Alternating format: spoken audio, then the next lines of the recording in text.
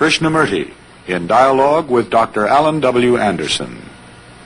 J. Krishnamurti was born in South India and educated in England. For the past 40 years, he has been speaking in the United States, Europe, India, Australia, and other parts of the world. From the outset of his life's work, he repudiated all connections with organized religions and ideologies and said that his only concern was to set men absolutely, unconditionally free. He is the author of many books, among them The Awakening of Intelligence, The Urgency of Change, Freedom from the Known, and The Flight of the Eagle. This is one of a series of dialogues between Krishnamurti and Dr. Alan W. Anderson, who is professor of religious studies at San Diego State University, where he teaches Indian and Chinese scriptures and the oracular tradition. Dr. Anderson, a published poet, received his degree from Columbia University and the Union Theological Seminary. He has been honored with a Distinguished Teaching Award from the California State Universities. Mr. Krishnamurti, in our previous conversation, I was extremely delighted, for myself at least, that we had made the distinction in terms of the relation between knowledge and self-transformation, between, on the one hand, the relationship that I sustain to the world, as the world is me and I am the world, and on the other hand, this dysfunctional condition which indicates in your phrase that a person is involved in thinking that the description is the described. It would appear then that something must be done to bring about a change in the individual. And going back to our use of the word individual, we could say, and you used the word earlier, that we are dealing with an observer. So if the individual is not to make the mistake of taking the description for the described, then he must, as an observer, relate to the observed in a particular way that is totally different from the way he has been in his confusion. I thought perhaps in this particular conversation, if we pursued that, it would be a link directly with what we had said prior. What we said previously, wasn't it that there must be a quality of freedom from the known? Otherwise it will be the known is merely the repetitive of the past, the tradition, the image, and so on. The past, surely, sir, is the observer. Past is the accumulated knowledge as the me and the we, they and us. Is this, the observer is put together by thought as the past. Thought is the past. Thought is never free. Thought is never new. Because thought is the response of the past as knowledge, as experience, as memory. Yes, I follow that. And the observer, when he observes, is observing with the memories, experiences, knowledge, hurts, despairs, hope, all that, with all that background, he looks at the observed. So the observer then becomes separate from the observed. Is the observer different from the observed, which we'll go into presently later on. Right. That leads to all kinds of other things. So, when we are talking of freedom from the known, we are talking about the freedom from the observer. The observer, yes. And the observer is the tradition, the past, the conditioned mind that looks at things, looks at itself, looks at the world, looks at me, and so on. So the observer is always dividing. The observer is the past, and therefore he cannot observe wholly. Mm-hmm. If a person uses the first person pronoun, I, while he's taking the description for the described, this is the observer he refers to when he says I. Yes, yes, yes. I is the past. I see. I is the whole structure of what has been. The remembrances, the memories, the hurts, the various demands, all that is put together in the world, the I, who is the observer. And therefore, division. The observer and the observed.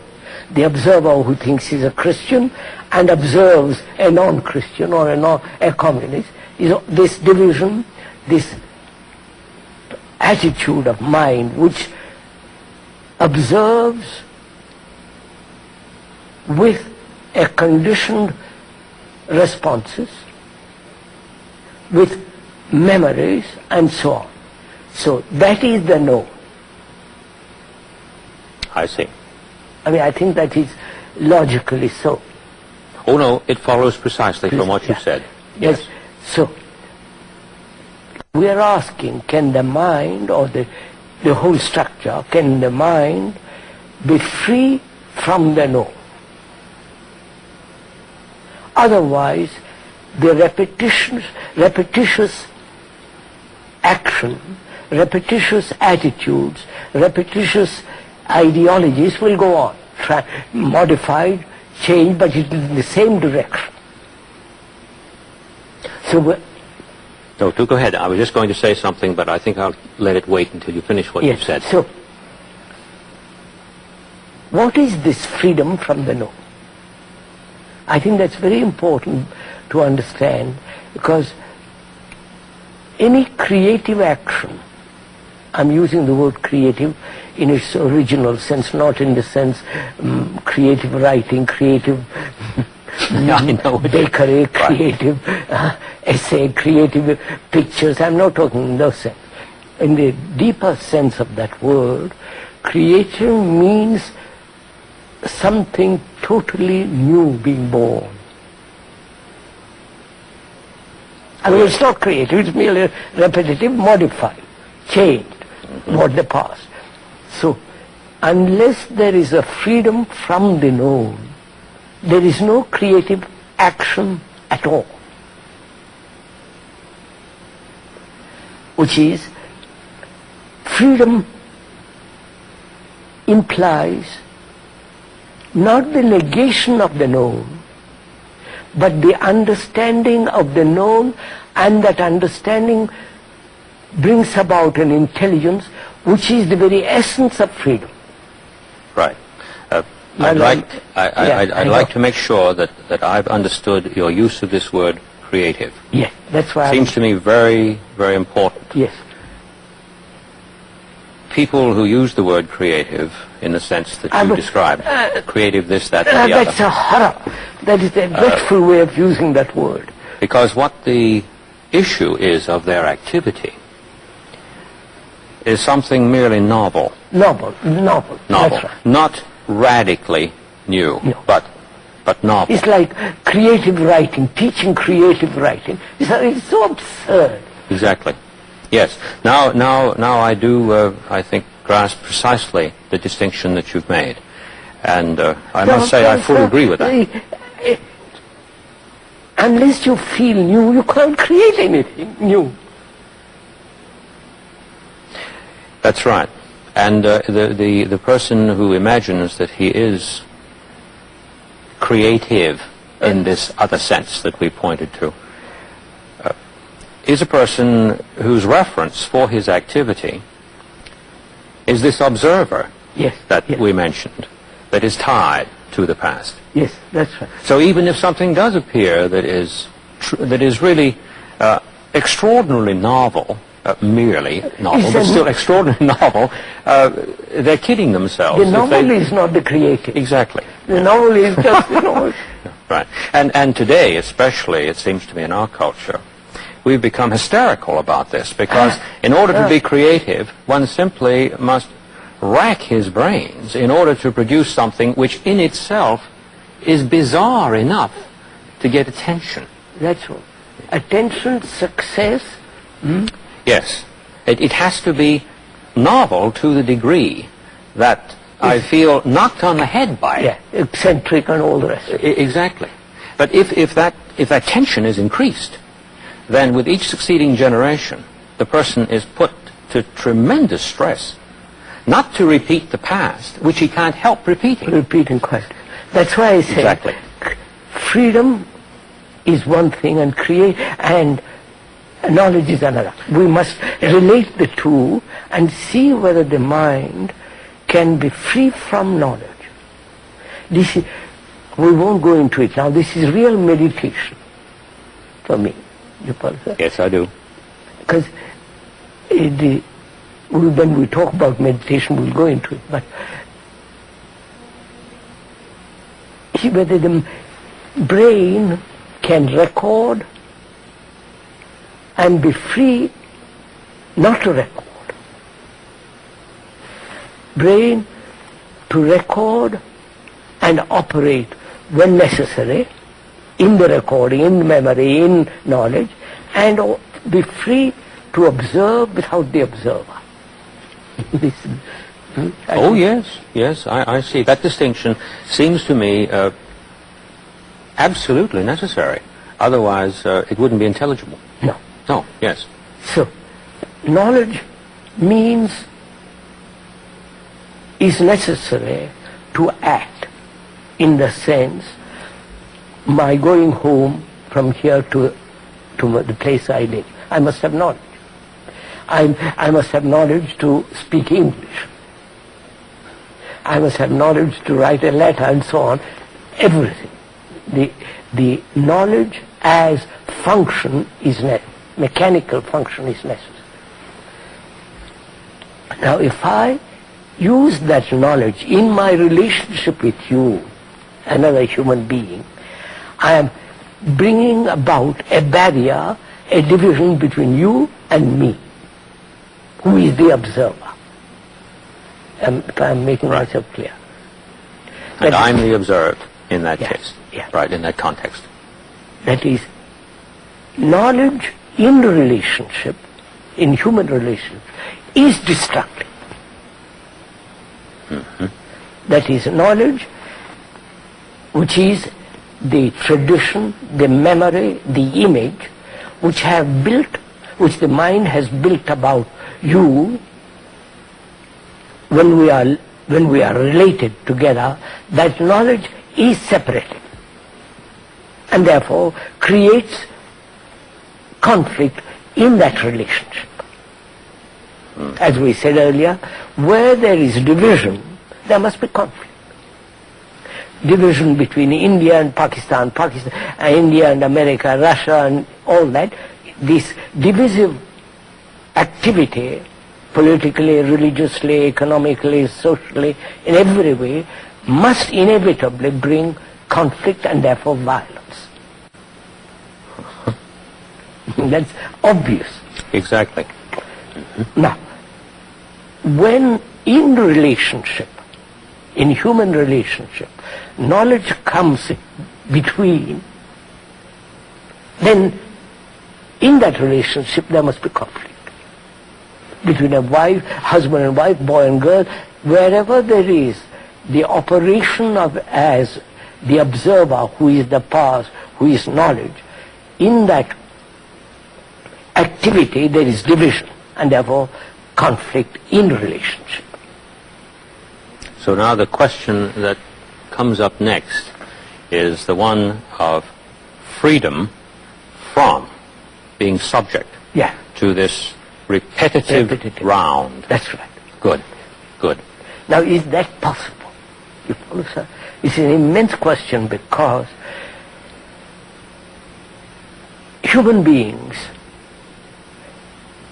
live in relationship. Yes. There is no life without relationship. Life means to be related.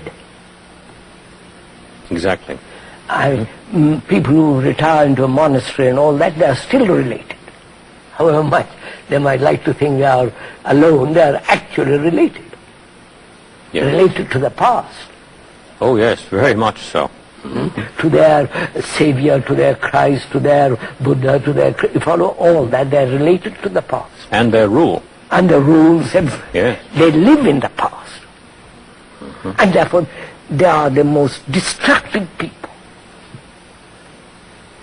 Because they're not creative in the deeper sense of that word. No, and they also, insofar as they are involved in this confusion that you've been talking about, Yes.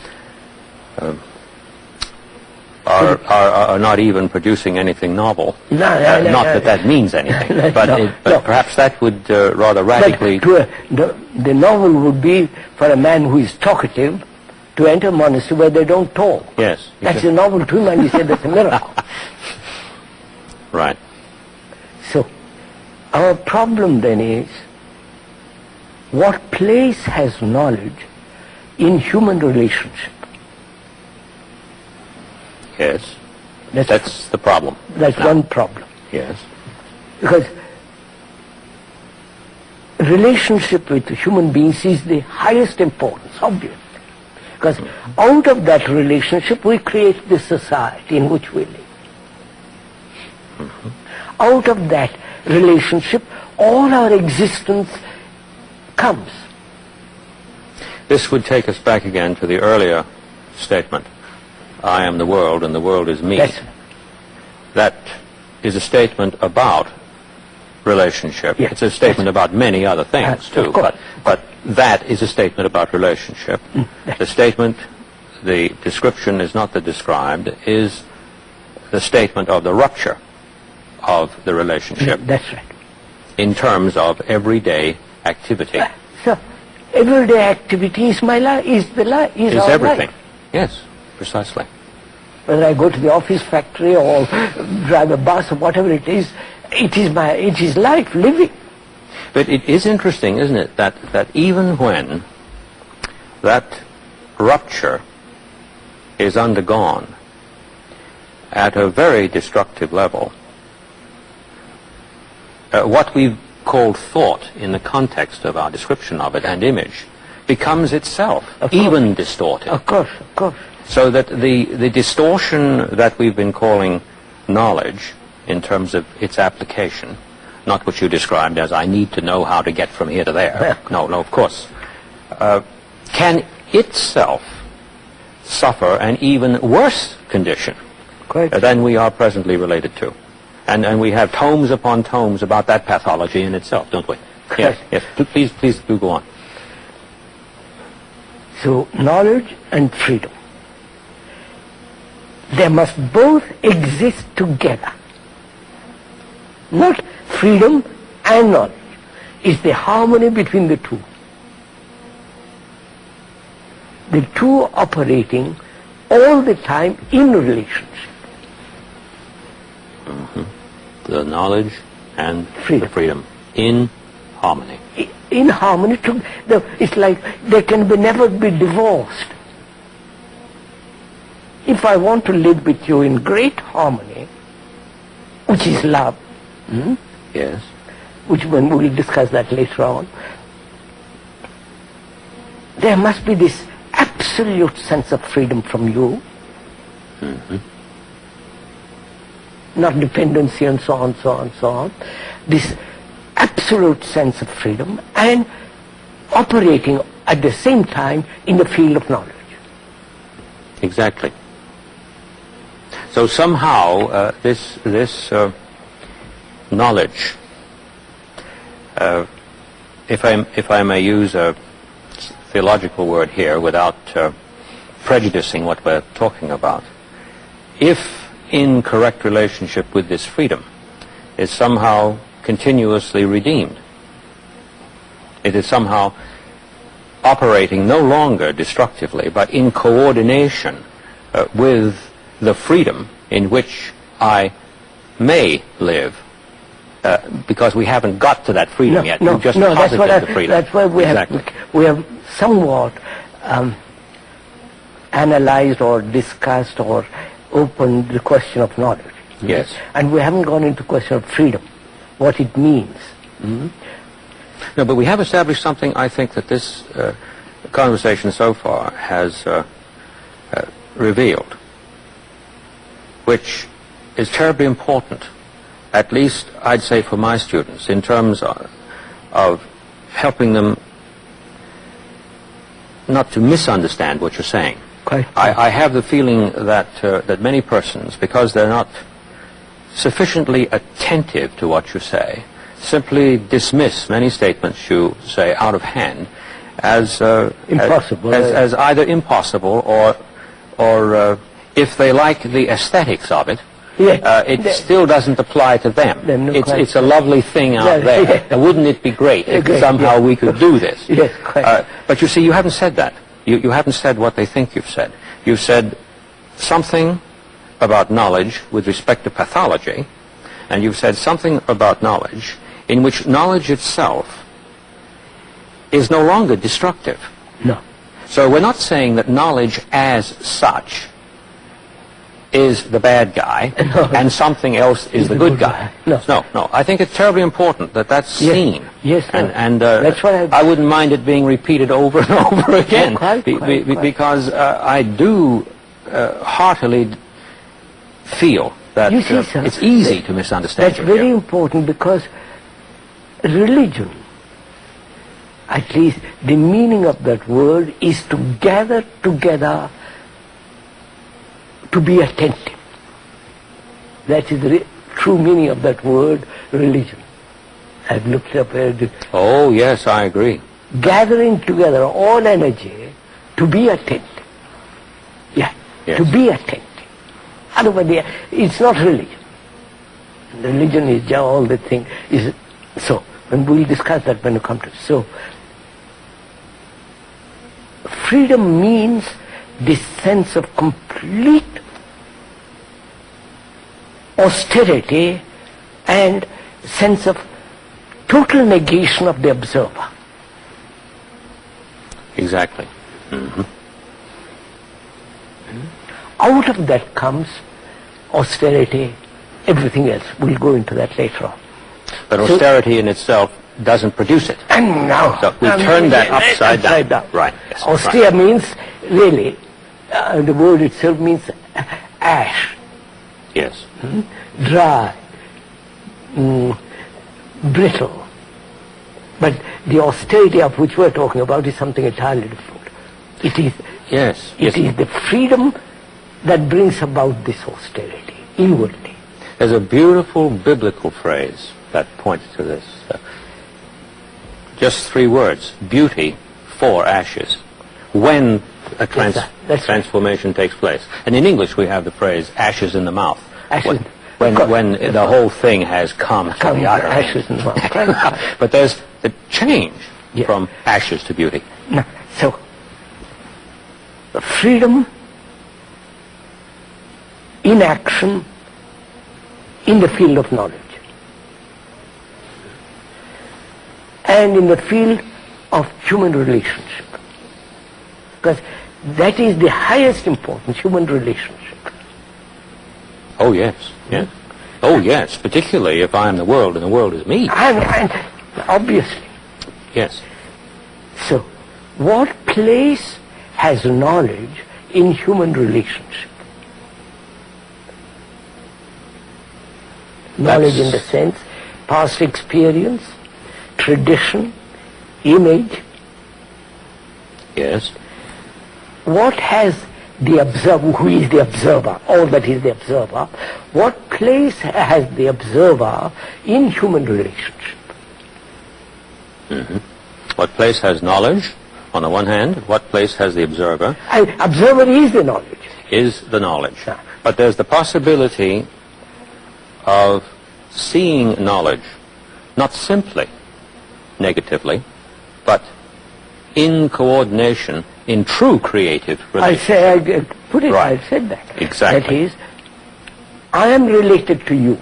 Let's, to make it very simple. I'm related to you. You're my brother or whatever it is, husband, wife, whatever it is.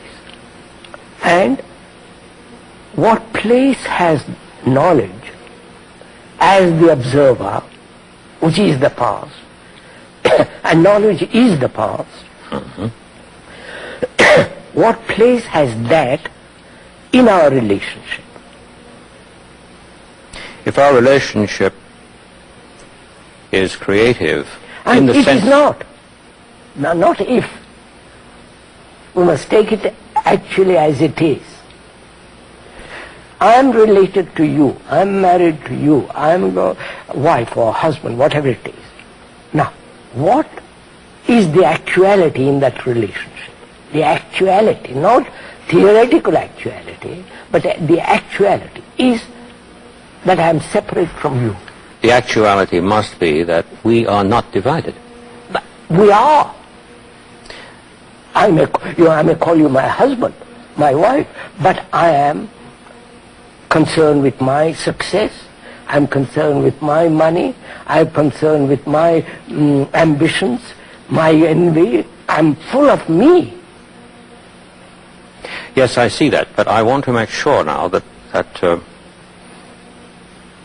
we haven't reached a confusion here. Yes, we have. When I say that the actuality is that we are not separate, I don't mean to say that at the phenomenal level that a dysfunction is occurring. I'm fully aware of that. But if we're going to say that the world is me and I am the world... We say it theoretically, we don't feel it. Precisely. But if that is the case, that the world is me and I am the world, so and this is actual. This is actual. This is actual only when I have no division in myself. Exactly. Exactly. But I have a division. If I have a division, And therefore then there's no relationship between one and the other. Therefore, I accept, one accepts the idea that the world is me and the world, me is the world. That's just an idea. Look, sir. Yes, I understand. But if and when it happens... No, wait, just see what takes place in my mind. What takes mind. I make a statement of that kind. The world is you and you are the world. The mind then translates it into an idea, into a concept, and tries to live according to that concept. Exactly.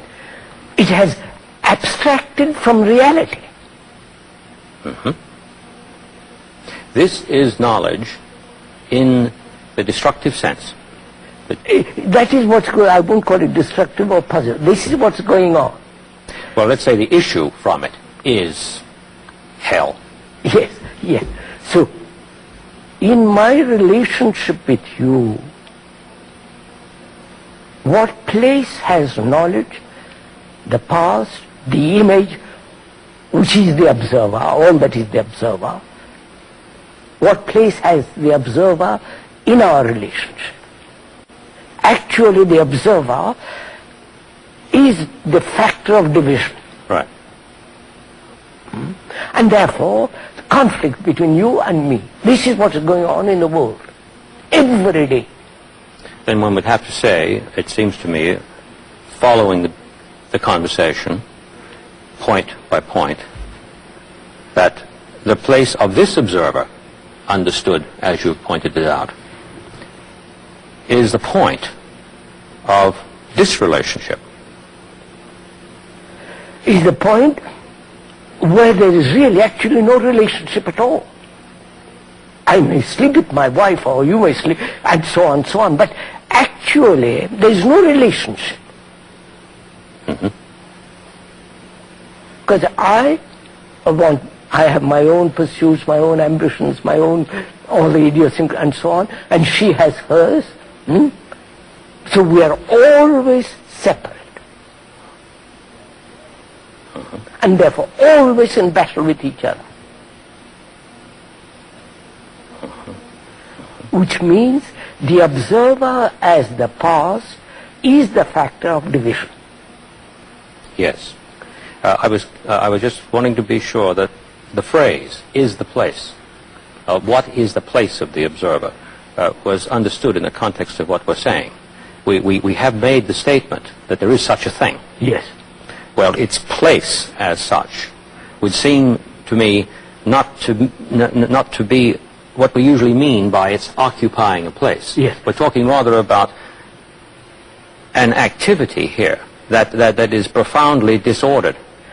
As long as there is the observer, Yes. there must be conflict in the relationship. Yes, I follow that. Wait. Yes. No, see what happens. I make a statement of that kind. Someone will translate into an idea, into a concept, and say, how am I to live that concept? The fact is, he doesn't observe himself as the observer. That's right. That's right. He is the observer looking out there, making a distinction between himself And the making statement. Right. Making a division. Division. Now, so, has the observer any place at all in the relationship? I say no. The moment he comes into existence in the relationship, there is no relationship. The relationship is not. Is not. It's right. not something that is in this relationship. Yes, that's right. We're talking about something that in fact does not even exist. Therefore, we have to go into the question why human beings in their relationship with other human beings are so violent. Because that's spreading throughout the world. I was told the other day in India, a mother came to see me, very Brahmanical family and very cultured and all the rest of it. Her son, who is 6, when she asked him to do something, he took up a stick and began to hit her. A thing unknown. You follow, sir? I mean, the idea that you should hit your mother is traditionally something incredible. And this boy did it. And I said, see what is the fact. We went into it, she understood so on. So, to understand violence, one has to understand division. The division was already there. Yeah. Otherwise he would not have picked up the stick. Division between nations, you follow, sir? This race from armaments is one of the factors of violence, which is, I'm calling myself American and others calling himself Russian or Hindu or whatever it is. This division is the factor of real violence and hatred. If a mind, when a mind sees that, he cuts away all division in himself. He's no longer a Hindu, American, Russian, he's a human being with his problems, which is then he's trying to solve, not in terms of India or in America or Russia. So that's, so we come to the point, can the mind be free in the relationship, which means orderly, Yes. not chaotic, No. orderly? It has to be, otherwise Okay, you couldn't use the word relation. No. Yes. So can the mind be free of that? Free of the observer. So If not, there's no hope. that's the whole point. If not, we've had it. Yeah. and all the escapes and going off into other religions, doing all kinds of tricks and no meaning. Now, this demands a great deal of perception, insight, Yes. into the fact of your life, how one lives one's life. After all, philosophy means the love of truth, love of wisdom, not the love of some abstraction. Oh, no. Oh, no, no, no, no. Wisdom is supremely practical. Practical. Therefore, here it is. That is, can a human being live in relationship, in freedom, and yet operate in the field of knowledge? And yet operate in the field of knowledge. Yes. And be absolutely orderly. Otherwise it's not freedom. Because order means virtue, Yes. Yes. which doesn't exist in the world at the present time. There is no sense of virtue in anything. They will repeat, virtue is a creative thing, is a living thing, is a moving thing.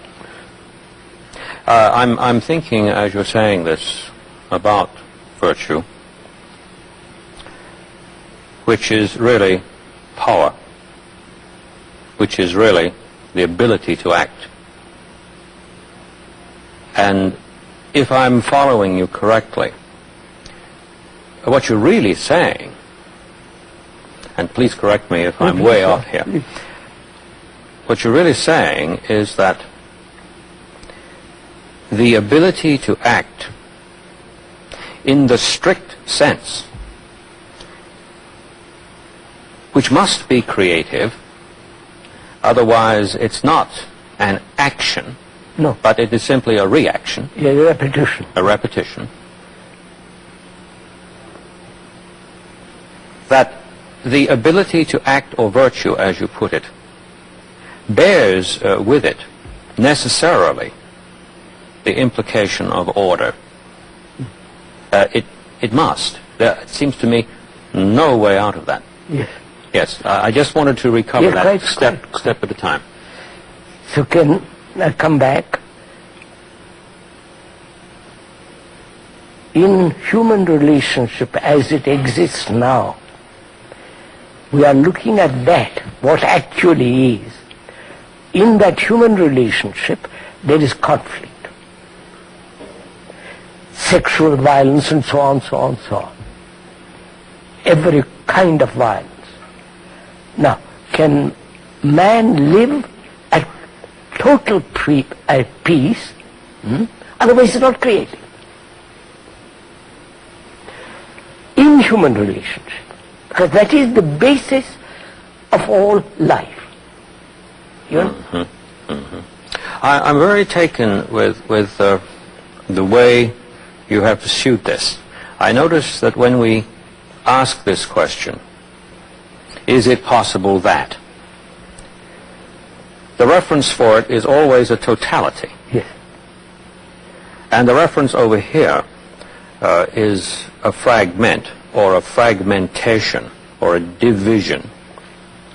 Never once have you said that the passage from one to the other is a movement that even exists. No, can't exist. See? Quite. Absolutely.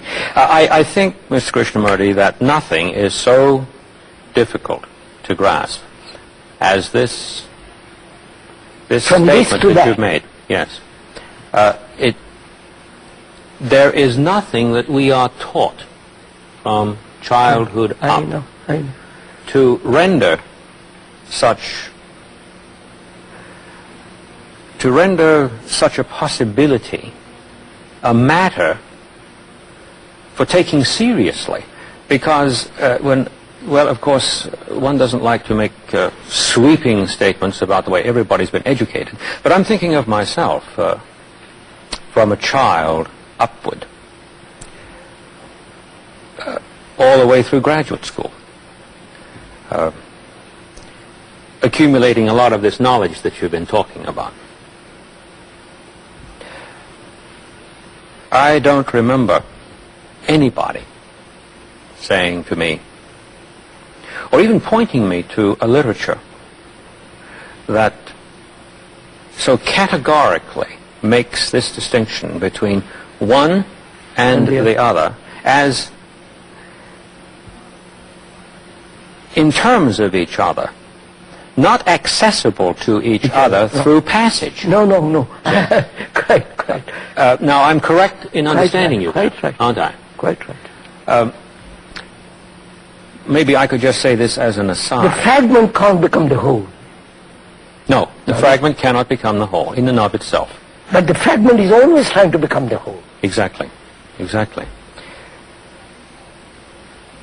Now, of course, in the years of very serious and devoted contemplation and exploration of this, which quite clearly you have undertaken with great passion,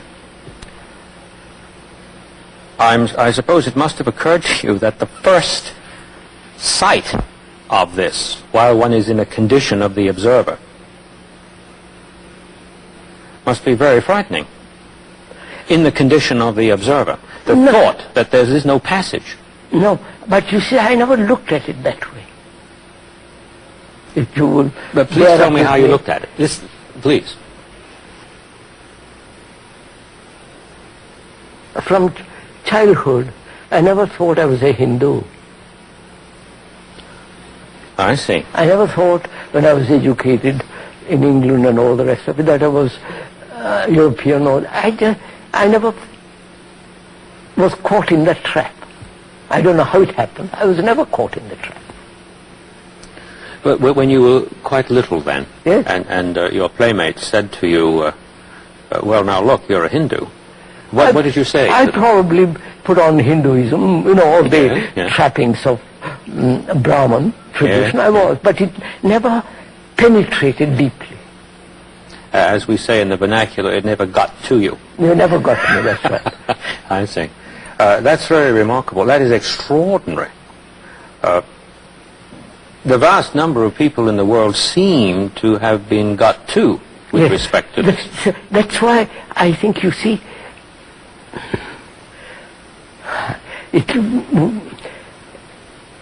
propaganda has become the means of change. Yes. Propaganda is not truth. Repetition is not truth. It's a form of violence, too. That just... Yes. So, a mind that says, that merely observes, doesn't react to what it observes, according to its conditioning, which means there is no observer at any time. Therefore, no division.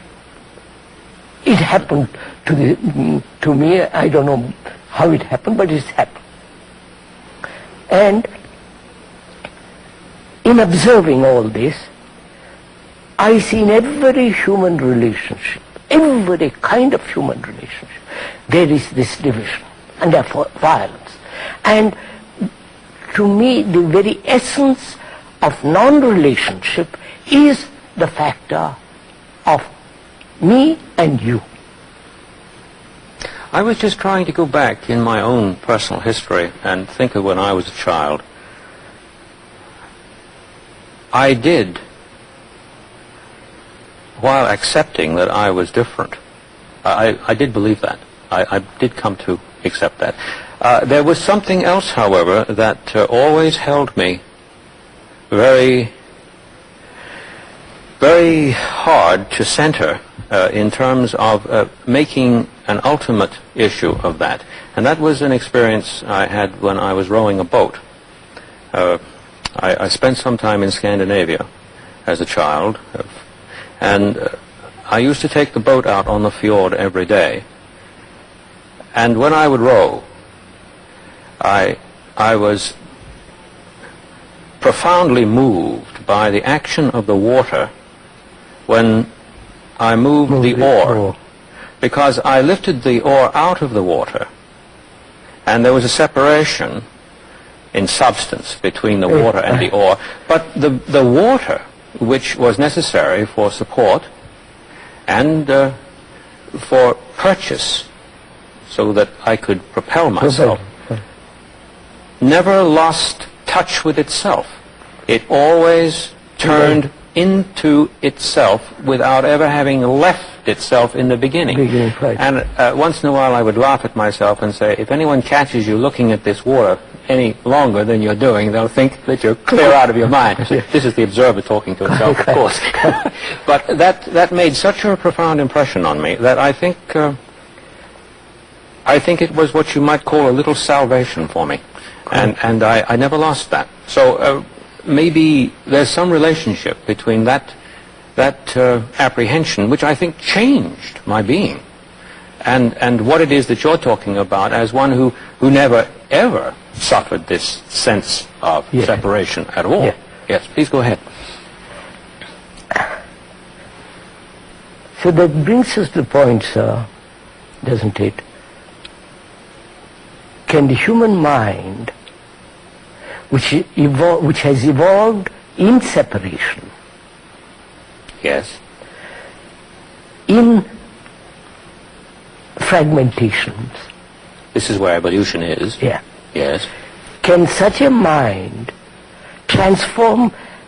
undergo a regeneration which is not produced by influence, by propaganda, by threat and punishment? Because if it changes because it's going to get a reward, then it hasn't changed. It hasn't changed. No. So that is one of the fundamental things which one has to ask and answer it in action, not in words. In action. Oh, yes. Which is, my mind, the human mind, has evolved in contradiction, in duality. The me and the not me. Has evolved in this traditional cleavage, division, fragmentation. Now, can that mind observe this fact, observe, without the observer, and only then there is a regeneration. As long as there is an observer observing this, then there is a conflict. I don't know if I make it. Yes, you do. You make yourself very clear on two levels. On the level of discourse alone, which I know is not your major concern, on the level of discourse alone, it necessarily follows that it must be the case that this possibility exists. Otherwise, we would be talking nonsense. But then the agony of the situation at large that we have been describing is simply that whether this can be done or no never occurs to a person, and in the absence of it even occurring, the repetition is going to continue indefinitely, and things are going to get worse and worse. So the difficulty is most people won't even listen. I'm sighing. I know that. Won't listen. If they do listen, they listen with their conclusions. If I'm a communist, I will listen to you up to a point. After that, I won't listen to you. And if I am slightly demented, I will listen to you and translate what I hear according to my dementia. Exactly. So one has to be extraordinarily serious to listen. Serious in the sense, put aside my peculiar prejudices and idiosyncrasies and listen to what you're saying. Because the listening is the miracle. Not what shall I do with what you have said. Not what shall I listen to, but the act of listening. but the act of listening Yeah. itself. So we're back to ing, where the listening itself. That requires, I mean, you're good enough to listen to me. Because you want to find out. But vast majority say, what are you talking about? I want to go and enjoy myself. So go and talk to somebody else. So to create an atmosphere, to create an ambiance, a feeling, look, life is dreadfully serious, my friend. Do listen. It's your life. Don't waste it. Do listen. To bring about a human being that will listen is the greatest importance. Because we don't want to listen. It's too disturbing. I understand. I have tried sometimes in class to make this very point. And sometimes I suggest that we should watch the animal, especially the wild animal. Of course. Because if it's not listening, it's likely dead. Dead. Yes, sir. There is this extraordinary Attention. that it makes. And every instant of its life is a crisis. Absolutely. You see, but... And you know what happens? The eyes out there show in the main that they're thinking I'm talking about animal psychology. Correct. I'm not talking about psychology at all. I know. I'm talking about what is the case, which is either or, and there isn't any way to get from either to or. That's what I mean. So I think I understand you. See, so in America, what is happening is now, as I observe it, and I may be mistaken, they are not serious. They are playing with new things, something entertaining. Go from one thing to the other. And they think this is searching. Searching. Yes. Searching, asking, but they get caught, trapped in each one of them. Yes. And by the end of it, they have nothing but ashes. So it is becoming more and more difficult for human beings to be serious, to listen, to see what they are,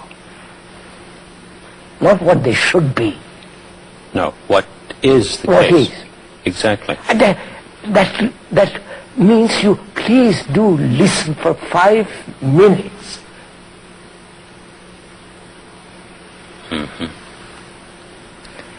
In this conversation, you are listening. Because you are interested. You want to find out. But the vast majority of people, they say, for God's sake, leave me alone. I have my little house, my wife, my car, my yacht, or whatever it is. For God's sake, don't change anything as long as I live. You know, going back to what I do know something about, namely the Academy, because I'm situated there in terms of day-to-day activity. I've often remarked to myself in attending conferences where papers are read that nobody's listening. It's one long monologue. And after a while you get the feeling that it really is a shocking waste of time. Yes. And then even to sit down and have coffee, the discussion, say, between classes usually runs on the basis of babble. We're just talking about things that we're not genuinely interested in order to fill up space. This, however, is far more serious a matter than simply a description of what's going on. It's a matter of, I feel, it's a matter of life and death. Exactly. If the house is burning, I've got to do something. Right. It isn't, I'm going to discuss who burnt the house. No. What color his hair was, whether it's black or white or purple. I want to put that fire out. Yeah. Or And if will such and such had not happened, the house would not be burned. I mean, that's all. Right. I know. And I feel it's so urgent, because I see it in India, I see in Europe and America, everywhere I go, to this sense of slackness, sense of,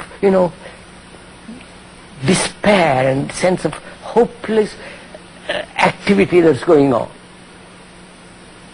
So to come back to what we were saying, relationship is the highest importance. When in that relationship there is conflict, we produce a society which will further that conflict. Through education, through national sovereignties, through all the rest of it that's going on in the world. So a serious man, serious in the sense who is really concerned, committed, must give his total attention to this question of relationship, freedom and knowledge. If I've heard you correctly, and I don't mean by that words that have passed between us, but if I have truly heard you, I've heard something very terrifying. That this disorder that in part we have described has a built-in necessity in it. As long as it persists, it can never change. It can never change. Obviously. Any modification of it is further disorder. Is more of the same. Yeah, more of the same. More of the same. I have the feeling, and I hope I've understood you correctly, that there's a relationship between the starkness of this necessity and the fact that there cannot be a gradual progress, or as a philosopher would put it, something like essential progress.